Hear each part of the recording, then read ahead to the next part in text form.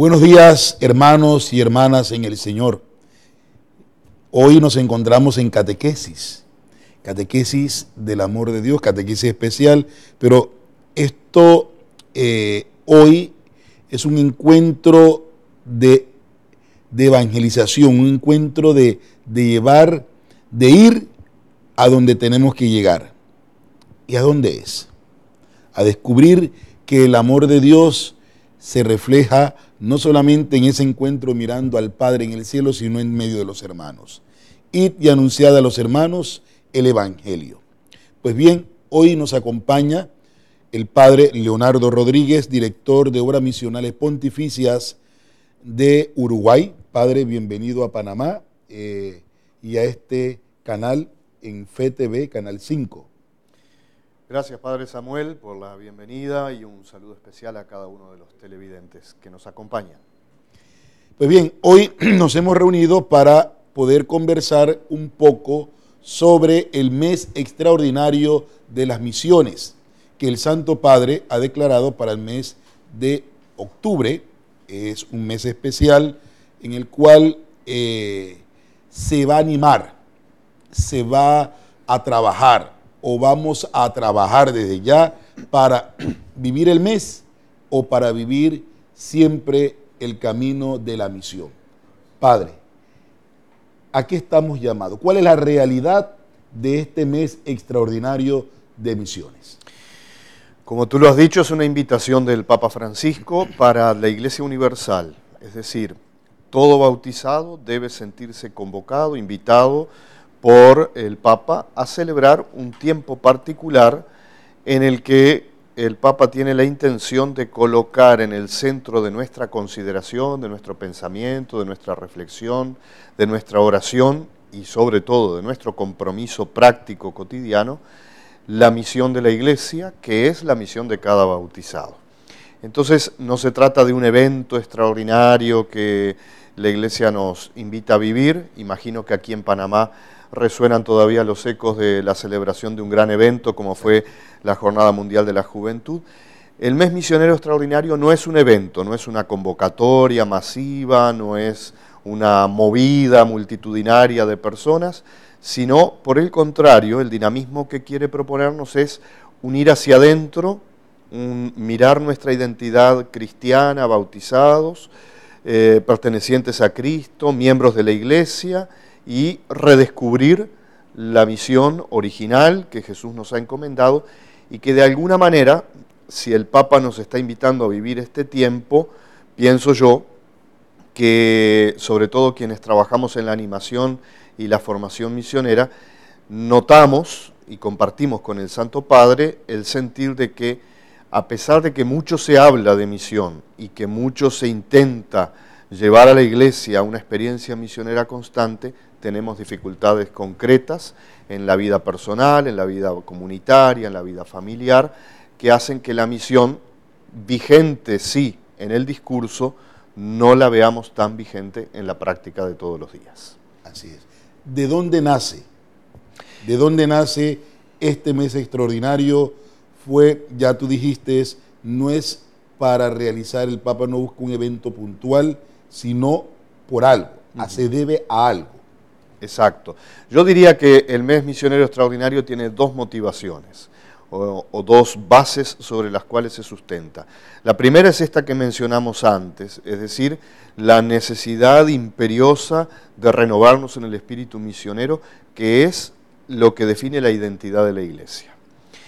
Pero por otro lado, toda convocatoria, y más cuando se trata de una convocatoria universal, tiene que encontrar algunas razones también en la historia de la misma Iglesia. Así que el Papa ha encontrado oportuno que la conmemoración del centenario de la Carta Apostólica Maximum Illud del Papa Benedicto XV, publicada el 30 de noviembre de 1919, es la ocasión, podríamos llegar a decir, es el pretexto formal para el cual el Papa nos invita a vivir y celebrar este tiempo. Padre, la Maximum Illud, ¿a qué se refiere? ¿De qué trata? Es un documento pontificio. Ustedes saben que los documentos pontificios tienen distinta fuerza, podríamos decir así, ¿no? Una cosa es una encíclica que toma un tema, lo profundiza, lo trabaja, lo reflexiona y lo propone a la Iglesia. Otra cosa es una carta apostólica que podríamos decir refleja la preocupación y el pensamiento del sumo pontífice del momento sobre un tema puntual. En este caso, la Maximum Nihilud hace referencia, se lo podría considerar el primer documento de carácter pontificio específicamente dedicado a la dimensión misionera de la vida de la Iglesia. Hay que ubicar ciertamente a Benedicto XV y la Iglesia del momento, 1919, periodo posguerra mundial, donde el mundo vive la convulsión y la necesidad de una transformación profunda después de ver que muchas de las instituciones, los mismos países, la dignidad de las personas son cuestionados, puestos en tela de juicio por la dinámica atroz de una guerra que comprometió al mundo entero. La Iglesia en ese momento no es ajena a la realidad de la guerra y es necesario para el Papa Benedicto XV en ese momento reconfigurar la identidad de la Iglesia. Y consciente el Papa de que la misión es el único elemento en definitiva que puede reconfigurar la vida de la Iglesia, recurre a esta reflexión, donde él encuentra el mayor de los problemas en aquel entonces en lo que eran los nacionalismos, ¿verdad? Esto se puede explicar fácilmente. Frente al ataque de la guerra, frente al cuestionamiento que la guerra plantea, a la debilidad de la institucionalidad, a la exposición permanente, al combate constante entre la vida, la muerte, la sobrevivencia de una forma o de otra, es necesario encontrar aquellos elementos que pueden unir a las personas, ya sea para atacar o ya sea para defenderse o para sobrevivir. El nacionalismo es un sentido de pertenencia fuerte a una nación, que en un momento donde muchos países se ven enfrentados por la guerra, era necesario reafirmar. Y la Iglesia, especialmente los sacerdotes, los consagrados, se ven envueltos en esa dinámica de nacionalismos y entonces el Papa detecta que muchas veces más importante que la cruz, por decirlo gráficamente, o que la centralidad de Cristo se ve desplazada por la importancia de esta pertenencia a un país, a una nación, a una etnia, ¿no?, para defender esa identidad y a partir de ahí sentirse pertenecientes y unidos a otros y así defender su dignidad. El Papa invita entonces, a partir de la Maximum Nihilud, a superar los nacionalismos y devolverle a Cristo la centralidad en la vida de la Iglesia. Yo creo que esta primera experiencia que el Papa presenta en la Maximum Nihilud tiene una vigencia brutal en nuestra época. Si bien podríamos decir que, al menos no en todo el mundo, hoy, siglo XXI, los nacionalismos pueden ser un desafío para la identidad de la Iglesia y para su tarea evangelizadora, sí podríamos encontrar otras realidades que muchas veces se colocan en el centro del pensamiento, de la vida, de la dinámica constante del cristiano, y Cristo por momentos es desplazado. Pongo el ejemplo, el individualismo.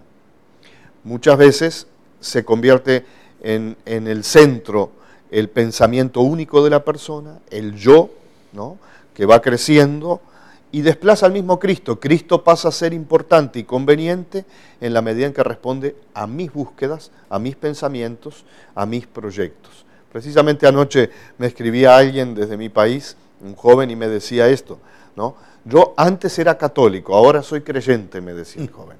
Y yo preguntaba, ¿y cuál es la diferencia? Entonces él me decía, no, es que la Iglesia interpreta a Cristo a su manera, ¿no?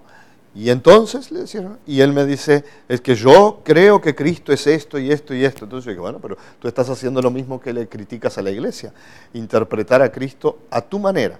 Entonces pienso que este puede ser un desafío que a la luz del pensamiento del Papa Benedicto XV, 100 años atrás, nosotros hoy podríamos decir, tal vez no son las banderas, tal vez no son los nacionalismos, aunque en algunos países donde se viven crisis sociopolíticas importantes, este es un riesgo también, pero en el conjunto de la sociedad en el mundo, sin dudas, es una provocación importante en este tiempo preguntarnos por la centralidad de Jesús en la vida de cada uno, porque a partir de allí se puede resignificar la misión. El segundo paso que da Benedicto XV es decir, bueno, frente a esta realidad un poco dispersa, disgregada, hay que devolverle a la misión un sentido original, que es el sentido del Evangelio.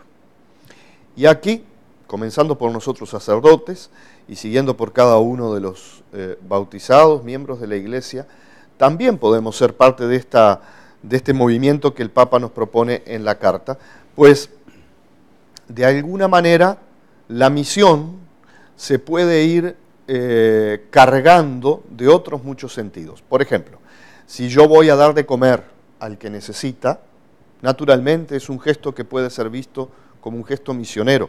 Cristo lo hizo. Claro. El Evangelio es testimonio de eso. Ahora, Cristo lo hizo porque quería fundar una cadena de venta de alimentos económicos, o Cristo lo hizo porque experimentó el amor hacia esa persona que le llevó a atender sus necesidades y de esa forma hacer presente y entendible el amor de Dios en la vida de esa persona.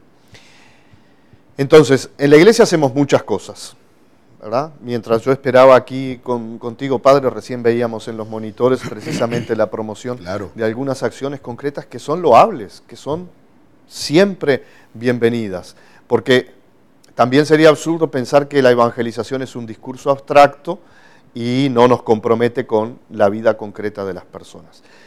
Devolverle a la misión el sentido evangélico de la misión es empaparnos de la vida de Cristo y significar nuestras acciones y nuestros compromisos desde Cristo.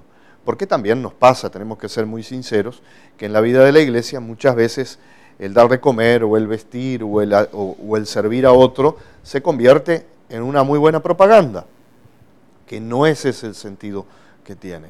Porque en muchos lugares, en mi país, yo vengo de un país secularizado desde hace muchos años, donde la presencia de la iglesia es una presencia muy pequeña, muy pobre, muy simple, y muchas veces la tentación es para intentar justificar nuestra presencia como iglesia, decir, pero es que educamos a tantos niños, a tantos jóvenes, sostenemos a tantas familias, ¿no? Y nuestra acción social o cultural no es para justificarnos. Entonces la acción social tiene un vacío, porque faltaría la parte central, medular, que sería el Evangelio. La acción social o la acción cultural se desprende de una experiencia propia del Evangelio, ¿no? De nada me serviría a mí estar de rodillas frente al Santísimo Sacramento 20 horas de las 24 que tiene el día, si esa experiencia de amor, de contemplación, de diálogo con Dios no me lleva a encontrar a Dios en la vida del otro. Así es. Eso es real, ¿no? Pero de nada me serviría correr 20 horas dando de comer si no tengo el encuentro vivo con Cristo, muerto y resucitado, que es el que puede enviarme a vivir el amor con los hermanos. Porque cuando doy de comer o cuando visto, es Cristo que da de comer y es Cristo que viste. Así como cuando doy de comer y cuando visto, es Cristo que come y es Cristo que es vestido. Así es. ¿No? Entonces, devolverle la centralidad evangélica a la misión, de verdad es un proceso, como diría el cardenal Filoni, prefecto para la evangelización de los pueblos, responsable de esta convocatoria que el Papa realiza para el mes misionero extraordinario, es la búsqueda de una genuina conversión hacia el Evangelio. Y esta dinámica es una dinámica súper urgente en todo tiempo de la Iglesia. Vamos a detenernos unos minutos, unos segundos, Leonardo, porque vamos a una pausa. Pero hay algo importante que tú has dejado, es ese puente que debe haber entre el Evangelio en mi vida con la acción evangélica ante la comunidad. ¿Por qué? Porque somos bautizados y estamos llamados. La palabra importante, envío. Vamos a una pausa comercial y volvemos en este su programa de catequesis.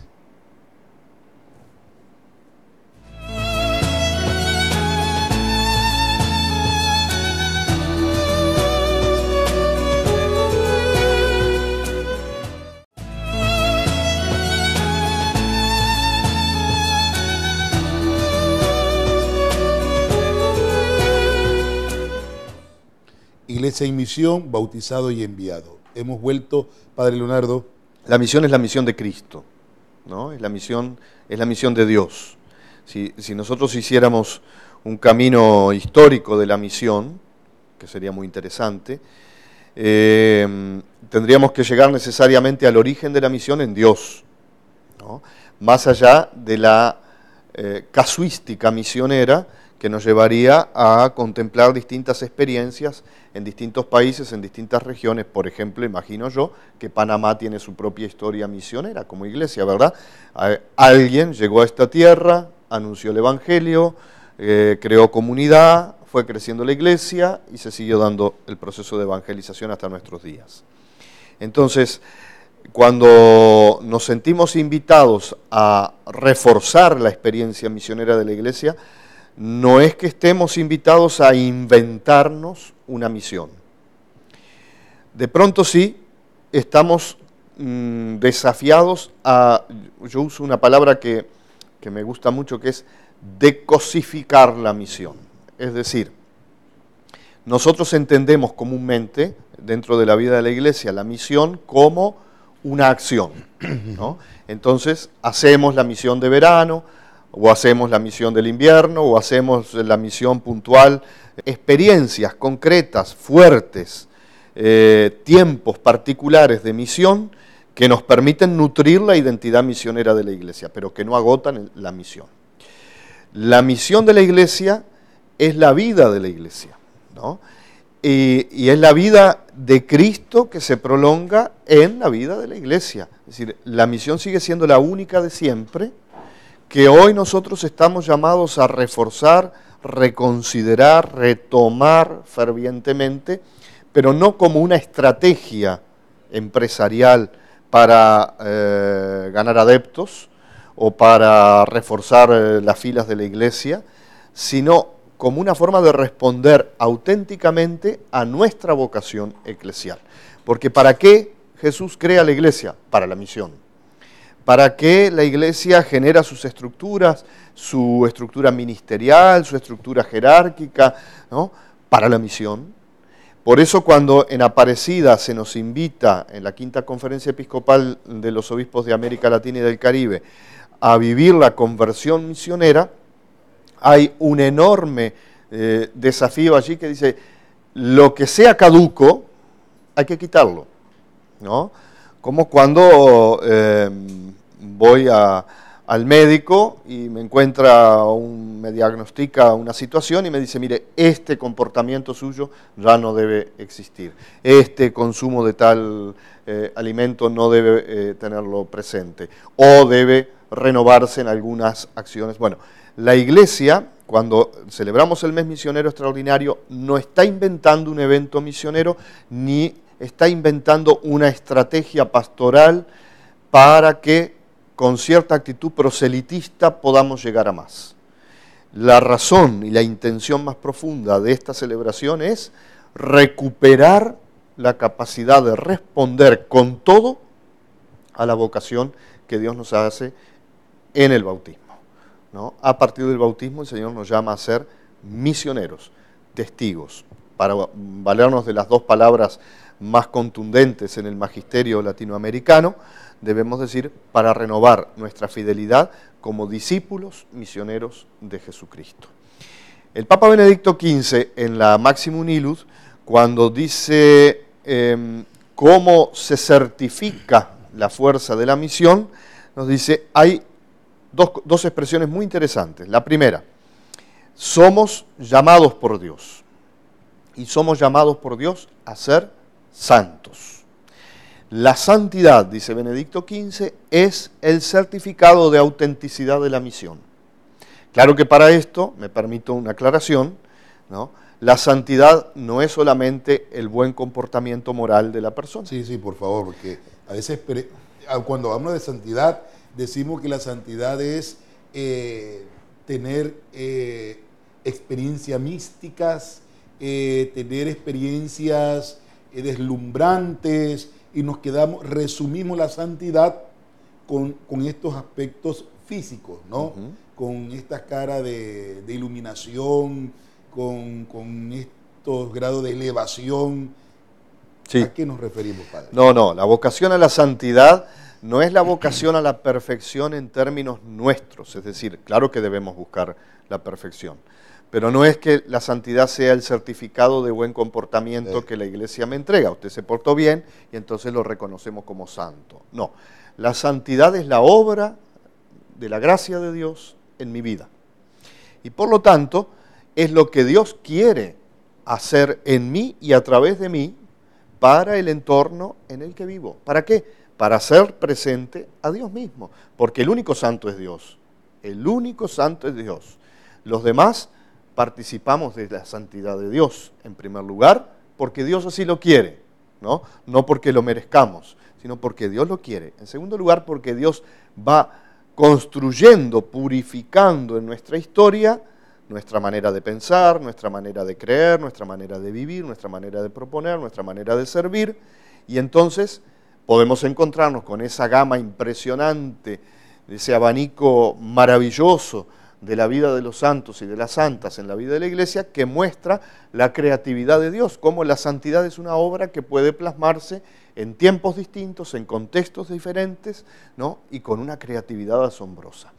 Entonces Benedicto XV nos dice, bueno, la santidad, que es la vocación compartida por todos los bautizados, yo aquí me animaría a decir a cualquier papá, a cualquier mamá, a cualquier padrino, a cualquier madrina de bautismo, ¿no? Cuando usted va a bautizar a su hijo, lleva a ese niño, a esa niña, o si es el caso de un bautismo de un adulto, usted se presenta delante de Dios y de la Iglesia para decir desde el corazón, quiero ser santo, ¿no? Esa es la vocación que Dios nos da, que es ser espejo, ser reflejo de Dios en la realidad cotidiana.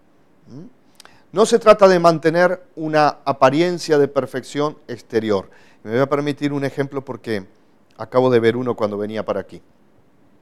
A veces tomamos las imágenes de los santos y las ayornamos de tal forma que parece que los santos no envejecieron, o que no se gastaron, o que no se cansaron. Pero si uno va a la vida real de los santos, pensemos en un Felipe Neri, ¿no? Que terminó agotado, en un santo cura de Ars, ¿no? En un Padre Pío, en un Don Bosco, ¿no? Hombres concretos, bueno, nombré todos hombres, pero hay santas mujeres también, sí, ¿no? En una Madre Teresa de Calcuta, no, porque si no me van a acusar de otra cosa. En la vida de los santos uno nota el agotamiento humano muchas veces, en términos concretos, físicos, reales, ¿no? Pero hay una gracia, una virtud que pasa por encima de todo eso y que manifiesta precisamente en la fragilidad de ese hombre y de esa mujer, ¿no? La gracia abundante de Dios. Entonces no necesitamos hacernos un lifting permanente en la vida de fe. Necesitamos ser auténticos delante de Dios, reconocer nuestra fragilidad, nuestro pecado, nuestra imposibilidad, porque solo lo que le ofrecemos a Dios es lo que Dios transforma. Entonces, la santidad va de la mano de la misión. Yo diría que es la esencia de la misión, es la fuerza transformadora de la realidad. Muchas veces nosotros nos detenemos a pensar, como organización, y lo tenemos que hacer, cuál es el plan estratégico para transformar la realidad en la que estamos. Y se nos vienen encima un montón de realidades que son verdaderamente provocaciones muy serias al Evangelio. Y por momentos sentimos el peso de tener que decir, caramba, en esta sociedad en la que vivimos, con tantas sombras, si uno la mira desde el Evangelio, ¿cómo revitalizar? Bueno, Benedicto XV nos dice, y lo dice Benedicto XV hace 100 años, y lo ha dicho el Papa Francisco en estos últimos tiempos, cuando publica la carta sobre la vocación a la santidad también, ¿no? es un llamado vigente, es una riqueza que Dios nos otorga y es la esencia de nuestra vida como bautizados. Entonces, podríamos decir que el dinamismo de la santidad es el dinamismo de la atracción. Dios nos llama para participar de su vida, pero no para que engordemos de santidad, no para que quedemos ahí inflados de santidad, sino para que esa experiencia de encuentro constante, siempre renovada con Dios, nos lleve, nos impulse a vivir lo que la segunda palabra que tú señalabas con énfasis, ¿no? A vivir el envío, ¿no? La santidad no es el encierro en la burbuja de Dios, sino la experiencia constante de encuentro con Dios para ir al encuentro de los hermanos, al encuentro de esa sociedad que muchas veces describimos casi nefastamente, ¿no? Y iluminarla no desde la superioridad nuestra, sino desde una actitud de búsqueda de la verdad. Padre, encajaste una palabra muy importante, no iluminar desde la superioridad nuestra. Cuando hablamos de la superioridad, tendríamos que preguntarnos ahora, en el ahora. Muchas veces vemos la misión como que tengo que llevar o tengo que buscar a los que están más alejados, es la palabra. Pero muchas veces la misión la hemos enfocado a personas que son de nuestro propio grupo, aunque hablemos de misión adyentes, porque cuando se habla de misión adyente se piensa en ir al África, se piensa en ir a estos otros lugares, pero nos hemos olvidado de la misión ad intra,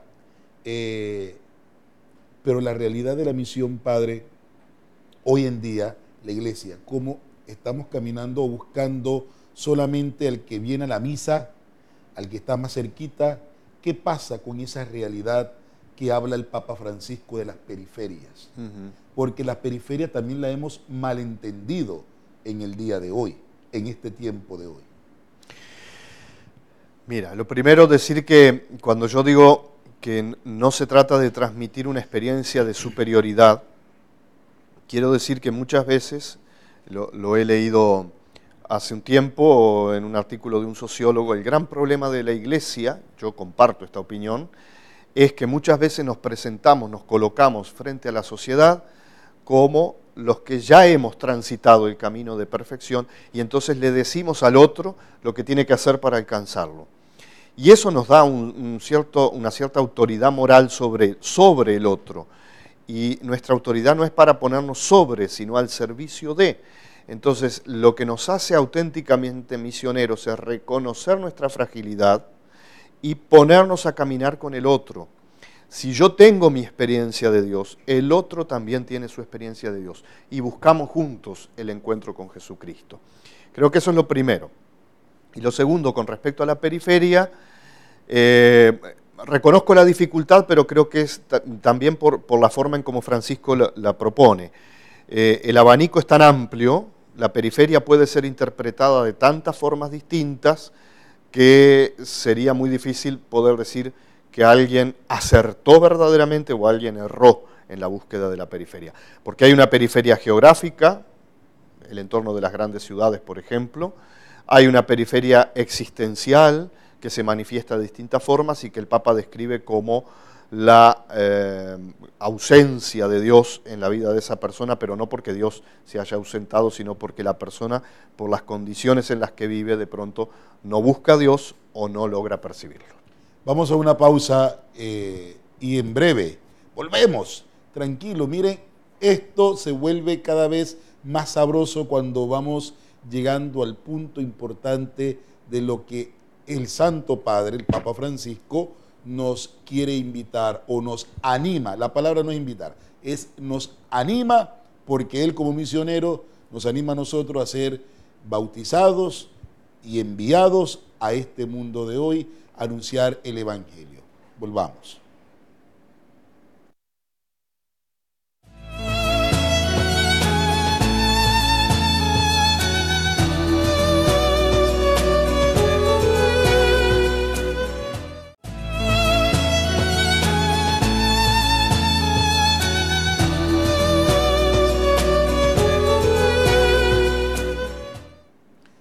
Padre Leonardo, puntos importantes, ya hemos visto esta periferia. Hoy en día, no voy a decir la iglesia porque no es la iglesia como institución, si somos nosotros. Cuando hablamos de misión, muchas veces en las parroquias, los que están dentro de las parroquias, dicen, bueno, vamos a misionar, porque hoy hemos distorsionado la palabra misión para todo. Dicen un grupo, bueno, vamos a hacer una misión del Espíritu Santo.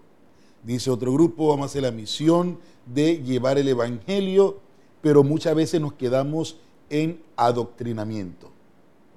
Vamos a llevar esta otra misión X, la otra misión, y hemos utilizado la palabra misión. ¿A qué se refiere bautizados y enviados? A la misión de Jesús. Porque el paradigma de la misión siempre es la experiencia misionera de Jesús, porque es la experiencia misionera de Dios. Es ahí donde uno tiene que encontrar el modelo. Yo creo que, intentando comprender esto que decías, Padre Samuel, de esas limitaciones que experimentamos a la hora de proponer la experiencia misionera en la vivencia de las comunidades parroquiales o de otras comunidades, un movimiento eclesial u otro, ¿no? Primero, yo le quitaría a toda misión la misión para. Es decir, la misión siempre es para lo mismo, es para anunciar el Evangelio. No hay misión para otra cosa. Si yo le decía en un lugar X de este mundo a un obispo hace poco tiempo, mire, si usted va a hacer una misión para rescatar a los católicos que se fueron, deja de ser misión, porque la misión es gratuita. Jesús dio de comer a los 5.000 hombres y tantas mujeres y niños que estaban en aquel lugar y lo hizo sin esperar nada a cambio.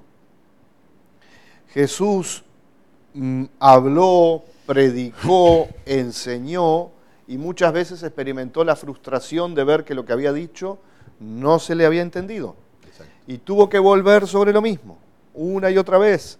Y valga el ejemplo más claro, anunció su propia pasión, su propia muerte, su propia resurrección, y cuando llegó el momento de los hechos, los más cercanos a Jesús todavía no terminaban de comprender lo que estaba aconteciendo. Quiere decir que la misión no tiene resultados eficaces inmediatos, y esta puede ser muchas veces la causa de muchas de nuestras ansiedades innecesarias.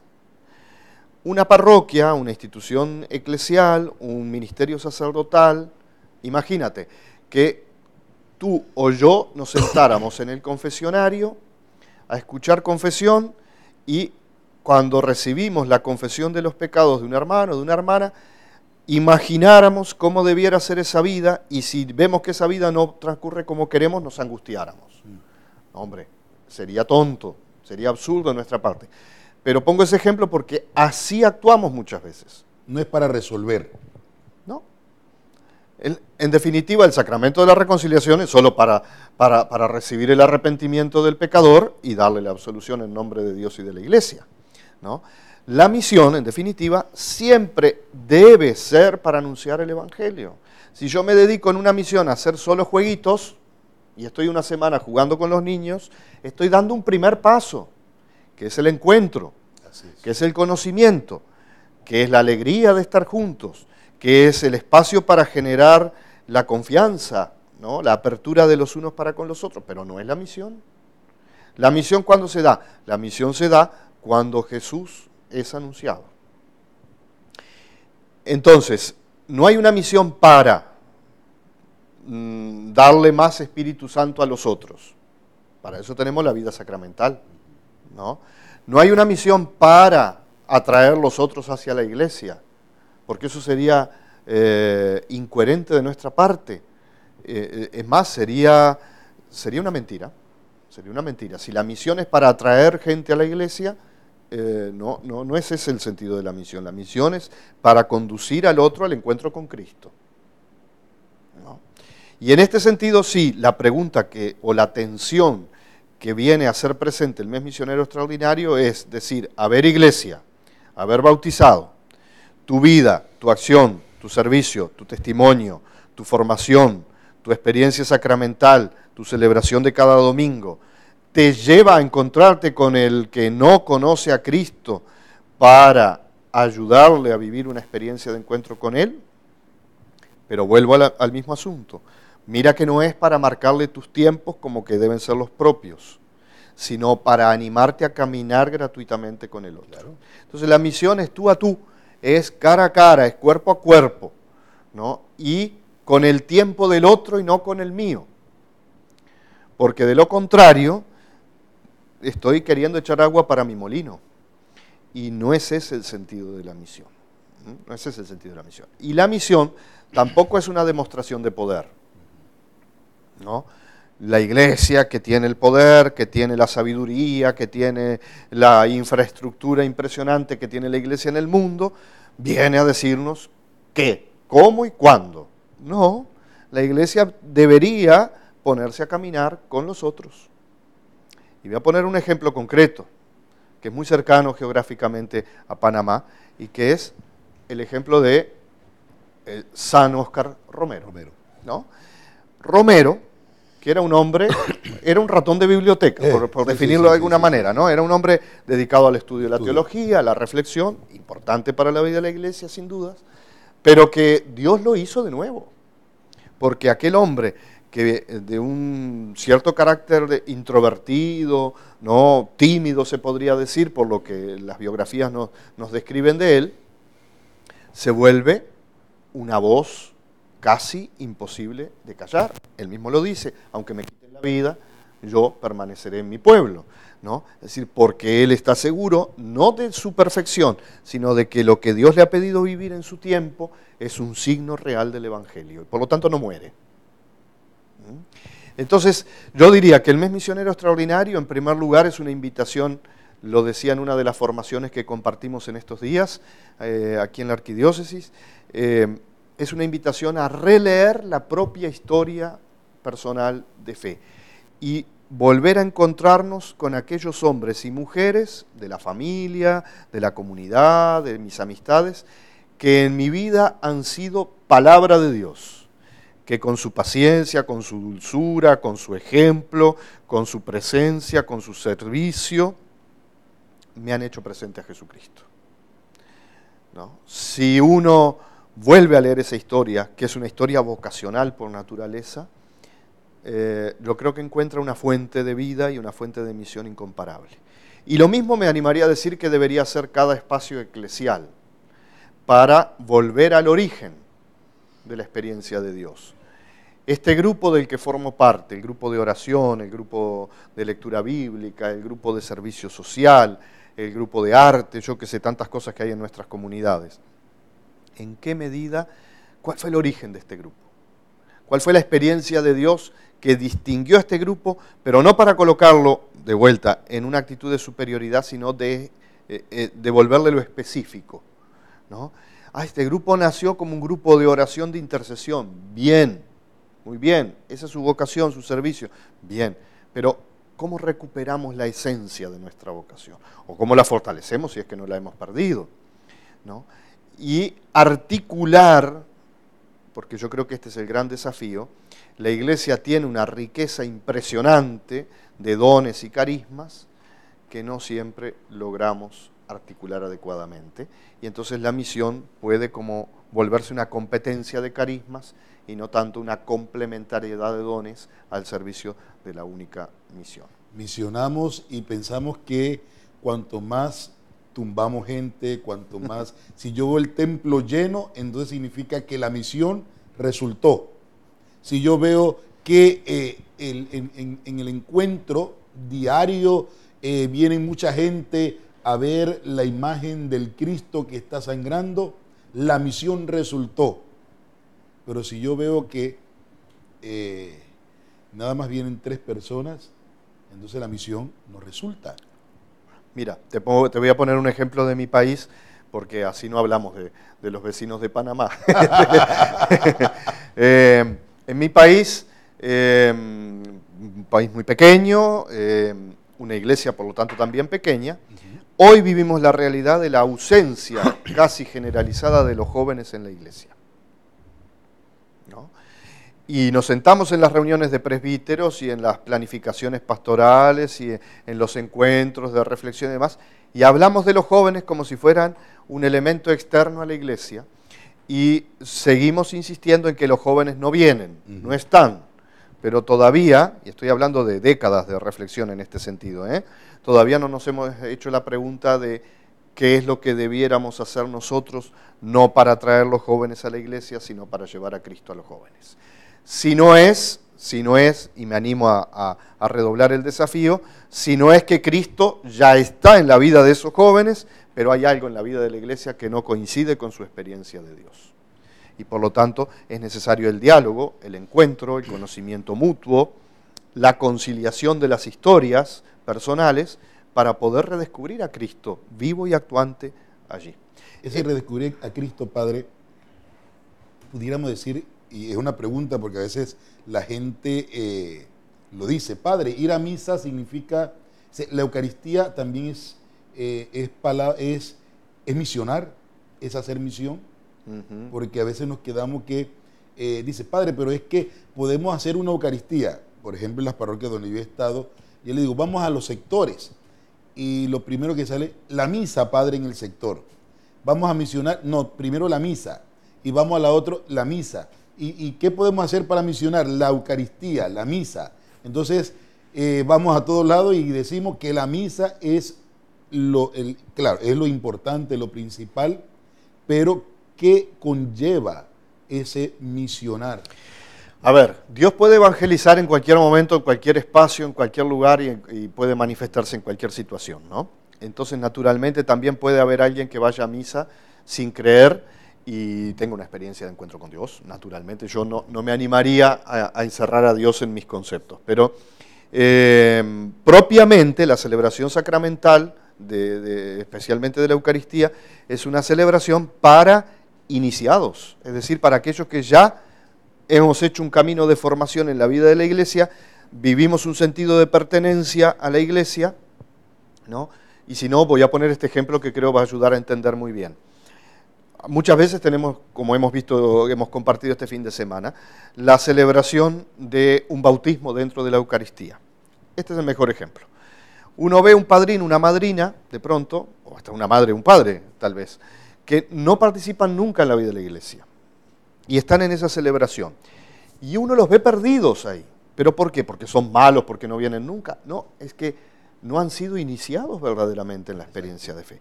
Entonces, tenemos que saber distinguir lo que es propiamente misionero y lo que no es. Tal vez en un sector lo que debiéramos hacer como acto misionero es más un encuentro con la palabra que una celebración de la Eucaristía. Porque a su vez yo voy a colocar a las personas en una situación un poco ambivalente. Voy a celebrar la Eucaristía, que es el tesoro más grande que la Iglesia tiene.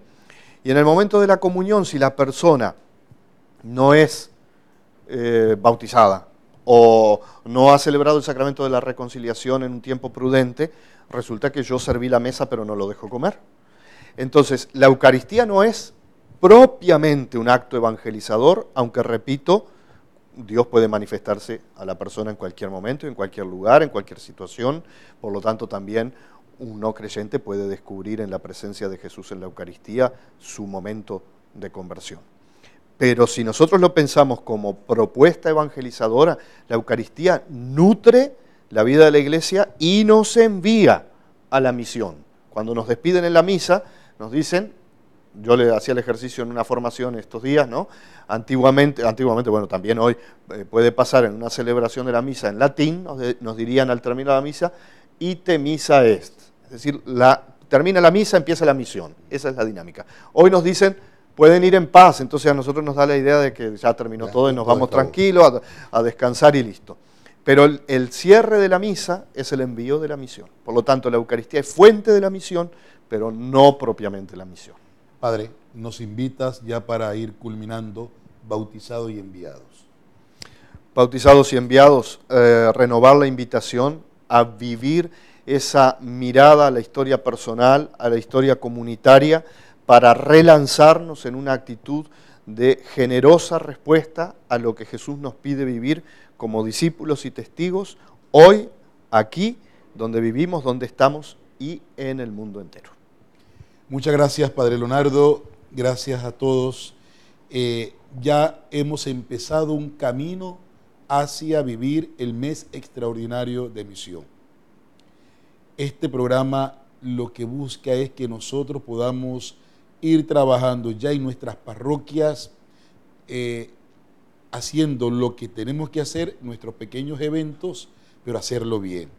Una hora santa, proponer, orar por las misiones, vendrá en el mes extraordinario que se celebra con el Domum, apoyar generosamente porque no solamente es la oración, sino también la caridad en el servicio de poder cooperar, esta cooperación misionera, de poder ayudar a estas iglesias que más lo necesitan en el mes extraordinario de la misión.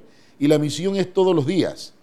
Yo creo que lo que nos ha dicho el Padre Leonardo hoy es para hacernos pensar, reflexionar y saber interpretar los términos de misión, evangelización, que al final es dar testimonio de Jesús de Nazaret.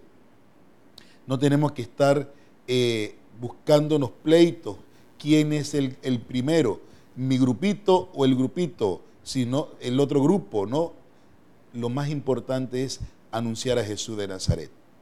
El mundo cambiará y se transformará cuando, como nos lo ha dicho el Padre Leonardo, en verdad nosotros hablemos de Jesús de Nazaret, porque Jesús de Nazaret es el que nos cambia la vida, nos transforma y nos hace ser hombres bautizados, pero enviados a anunciar al mundo entero el amor de Dios.